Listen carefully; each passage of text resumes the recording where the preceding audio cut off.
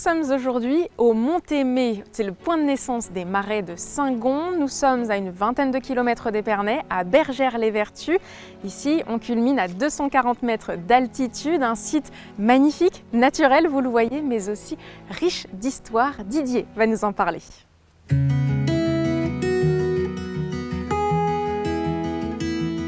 Didier, vous connaissez très bien ces marais de Saint-Gon, vous habitez non loin d'ici, au cœur de ce secteur, mais là, le Mont-Aimé, il a une place toute particulière dans ces marais. Le Mont-Aimé est le point culminant en amont des marais de Saint-Gon.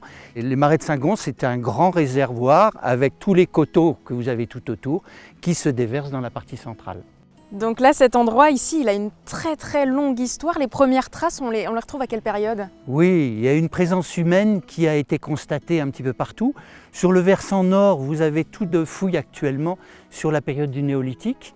Ici même où nous nous trouvons, ça a été un oppidum gaulois à la période gauloise. Et plus tard, il y a eu l'édification d'un château au XIIIe siècle. Le château, on en voit les vestiges. Le néolithique, on en voit une salle notamment au musée d'Épernay. Et plus récemment, en histoire contemporaine, Napoléon aussi. Les troupes sont passées par ici. Oui, alors sous Napoléon, au moment de la campagne de France, les troupes de Napoléon ont traversé les marais. Et voilà, il y a eu différentes batailles qui ont eu lieu à ce moment-là. Et encore plus récemment, la Grande Guerre. Alors au moment de la bataille de la Marne, pour la Première Guerre mondiale, l'avancée maximum allemande est arrivée jusqu'au versant sud des marais de Saint-Gon. Et ensuite, les troupes allemandes ont été refoulées. Et donc ça, on peut en parler, notamment pour Napoléon, au château de Montmirail, qui est tout près d'ici. Tout à fait.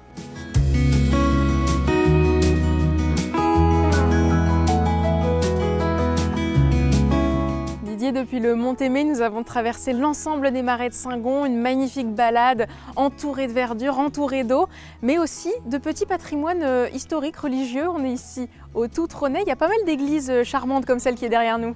Oui, tout à fait. Il y a un patrimoine religieux qui date à peu près tous de la même époque, du XIIe siècle. Et donc ce sont que des églises romanes et certaines bénéficient de peintures à l'intérieur qui sont superbes.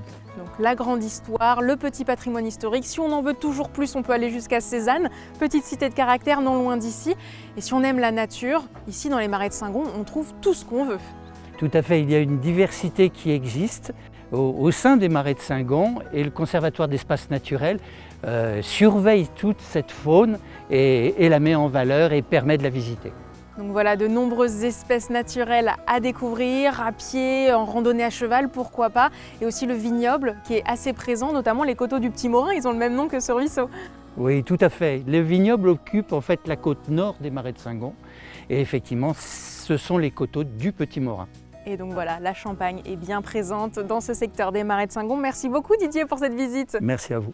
Voilà, vous l'aurez compris, les marais de Saint-Gon sont une étape privilégiée en Champagne, une mosaïque de découvertes entre nature et histoire, surtout des surprises et beaucoup de plaisir.